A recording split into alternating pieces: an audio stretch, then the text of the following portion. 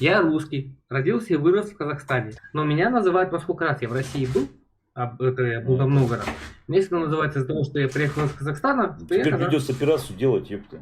На глаза, блядь. Чтобы это. Ну понял, казахом быть похожим. Как делать? Конечно. Ты сразу такой. Здравствуйте все.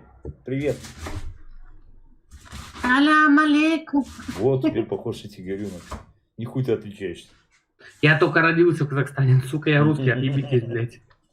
У меня мама русская, папа русский, блядь. Каким я нахуй образом казах, блядь? Как тебя зовут? Сергей меня зовут. А фамилия? Потеряй.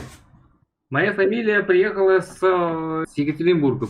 Папа у меня родом оттуда, он родился там. Когда была всесоюзная стройка, у него мама приехала сюда вместе с маленьким сыном. Так папа оказался в Казахстане. Заебись, что не узкоглазый, блядь. Ну, нормально все. Мне повезло, да? Да.